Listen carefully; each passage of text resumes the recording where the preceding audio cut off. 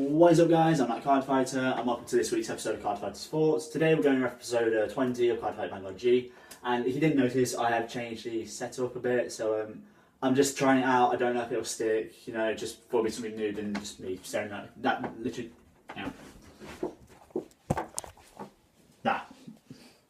That is what, that was, yeah. I literally, my phone was there and you're just looking at my face, so yeah. So yeah, I'm trying out this, see if it works, maybe it'll stick, I don't know, who knows what the future holds. But yeah, anyway, we're getting into the episode, and before I begin, obviously spoilers, I'm going to be spoiling this episode rotten, so if you haven't watched it, go away, watch the episode and come back to me and we'll talk about it. I will leave a link in the description below so you can go watch it.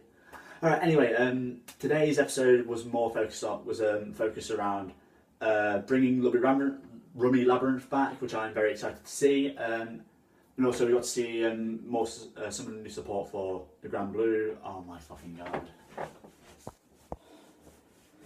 god. Sorry about that language, that is my battery because it is, it's not good, not good. So yeah, anyway, so yeah, pretty much it's just like this episode, it was still filler. There was not really much story based in it. It was just literally just to show the support coming in, the new character booster for Rummy Labyrinth, pretty much Pale Moon and Grand Blue. But it was still interesting to watch, you know, because we got to see a tiny bit more development with Arm, the Grand Blue user. And it was very nice to see them return, like both Arm and Luna. But Bushiroad, come on, we both know they're going to be a couple. They are a couple. Just confirm it. You know, just let all the shippers just let them sail. It's fine. Just we don't care. Just so yeah. Anyway, we did get to see more of Henry. If you don't know who Henry is, he's an Arikami user in Shion's team.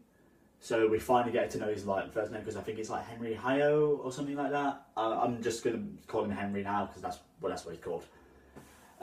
So yeah, again, it did feel like it was focused more around Arm this time instead of Henry. You know, because like in this episode we see that Arm has moved on from Stridegate.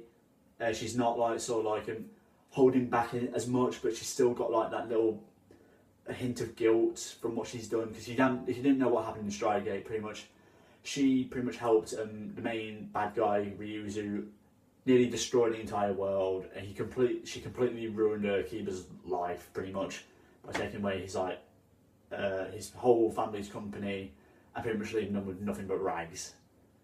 And she's pretty much like doing all she can to atone for what she's done in this sort of thing by making Vanguard fun, you know, enjoyable for everyone she sees.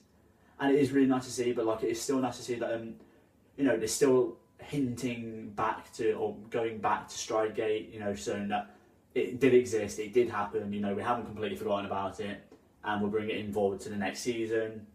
So, you know, we still have a bit of what's the word? Nostalgia? No, not nostalgia, like memories or something of the last season. So it's nice to see that they are still referencing, that's the word. Referencing the last season, you know, and still going over events that happened then. So yeah, really nice to see. And the way you can see that Arm has developed is like they see him. There's a part in the episode where like Shion's standing on a cliff, like up there somewhere, and like they pretty much look at each other. And it's like, I think the Shion's. It's really nice to see, because like you expect Shion, because when they left, like they were still on uneven terms, I guess you could say, like bad terms. But right now it just seems like they've both like accepted each other. You know, Shion's forgiven Arm, and Arm's like learned to deal with what she's done and like try to make a better person out of herself. So that was really nice to see. Also, we did get a tiny bit more confirmation of Rin's development, because if you didn't know in the previous episode, that was all about Rin, like her wanting to quit Vanguard or quit the team that she was on. And now we get to see that the sort of development has stuck, you know, her new motivation from Shion has stuck. She's actually being a tiny bit more friendly, which is nice to see. You know, she was actually smiling, and that wasn't just because she wasn't even like beating anyone in a game of Vanguard, which was very nice to see. So good job, Bushiroad, good job. So yeah, characters, well, I guess we've already gone over all the characters. Henry, we do see that he's more determined now, but there's not really much to talk about Henry in this episode because it was more focused around Arm. But it is still nice to see that he's determined. You know, he wants to make sure that he's doing Shion proud, and like he wants to make sure that his team does well. So it's still nice to see that, but I would like to see a tiny bit more. So yeah, that pretty much does it for the characters, to be honest, because like there were the only 2 characters in there. So I mean, we do see Luna, but like I'm not really going to talk about her, so she's in the next episode. So there's not really much point in doing this episode. So onto cards. The way they portrayed the cards for Grand Blue, it was alright. It was acceptable, but it could have been a lot more. They could have explained the skills a bit more because there's a G guard in the new character booster, which it gives a certain amount of shield power, but like it wasn't really explained that well. I mean, they've already released a card now, so the full skill is available online, like on the wiki and all that. But it still would have been nice to see like explain the skills in more detail. Like again with the new GR stride that Grand Blue has, I believe it's like a counterblast 2, call 2 units. This is what we got from the episode: counterblast 2, call 2 of your units from the drop zone, and then retire 2 of your opponent. So we don't know if that's a full skill. We don't know if that's like the actual cost of it. It wouldn't have been nice to see it in more detail, but still, it was well done for what it was. Animation style, it was good. It was good. The quality of it was good. The only thing I'm not gonna like about it is the way that they've drawn Dragonic Vanquisher. I don't like it. Like they did it a lot better in season 1 of G when the branch manager of Dragon Empire was fighting against Chrono. We only got to see a tiny bit of Dragonic Vanquisher, but it still looked a lot better than they drawn it in this episode. So if they could go back to that, I wouldn't mind it. But for what it was alright. Just that was my only nitpick of it. The new Night Rose, the design of it, I loved it. It looked so much better. And it just shows that Night Rose has also developed. She's become stronger.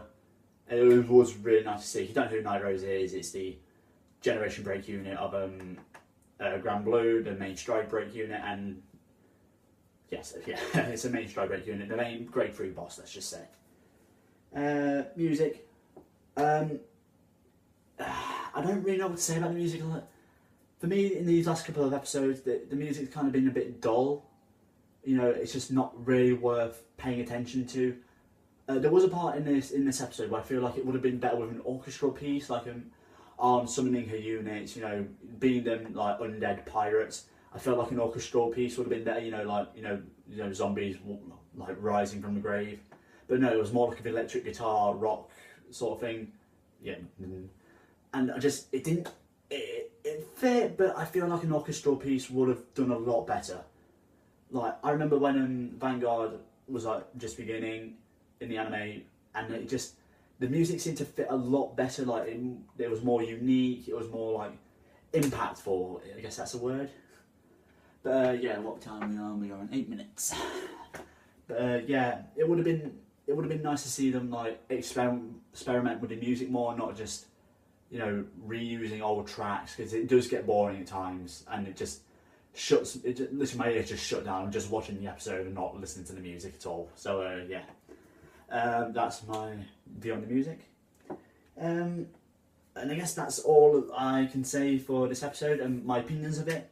It was good, but I feel like they could have expanded on Henry more, because that was an opportunity, considering he was another focus on the episode. But again, I'll let it slide because it was more focused on Arm, and I'm just really glad that they brought Rummy Labyrinth back. And they're actually going to be sort of main focus again, or maybe not main focus, but they're going to impact the story in somehow, and it's nice to see that. So yeah, again, thought the animation was alright. The only thing I didn't like about it was Dragonic Vanquisher. The music, not really that good, to be honest. It was meh. It was meh, let's just say. The characters, I thought the new character designs of Luna and Arm, I think, are absolutely amazing. I love what they've done with Luna's hair. They sort of shorten it down. It does fit her a bit more. It does sort of lose her innocence in the last series, but that could just kind of make sense considering what she went through in Stridegate. So it is nice to see that like they sort of changed the character because of it. I don't know if it was because of it, but it's still nice to see that they actually changed the design. So yeah, very nice to see that. Also, I did like the fact that they reunited Remy Labyrinth with Tokuha. It was a really heartwarming moment to see because like pretty much Tokuha befriended Remy Labyrinth in the Stride Gate or Gears Crisis, I guess you could say. And it was just like, they really became good friends. It was nice to see them reunited, like it was really heartwarming. It just brought you back to like, before you figured out that Arm was ace, and you know she was actually plotting against the main trio. So it was really nice to see that, and the fact that they're interacting with Anishi as if nothing had happened in Stride Gate. You know, they're pretty much forgiven him, and it's just really, really nice to see. Like, they're all really good friends in this, and I'm really looking forward to seeing what more character interactions how they interacted with one another again. So yeah, again, this is going to wrap up this episode. Again, sorry if you don't really like this. I'm just trying it out, and again, sorry if I stumbled over some parts. But like I said, I'm still getting used to this. I mean, I don't even know if this is going to stick or not. So yeah. Also, I have recorded a Genesis deck profile finally. With my good friend David. Shout out to you, David. You're a really good friend, and that should be up on Monday. Don't quote me on that. We've recorded it. It's on my phone here, but I don't know if it'll be up on Monday. All right. So yeah. Also, I will leave the Aqua Force deck profile down below. If you haven't checked it out, go ahead, check it out, and maybe give it a like. I don't know. So yeah. I'm gonna have to wrap this episode up here. Don't forget to like, comment, subscribe, and I'll catch you next time. Bye.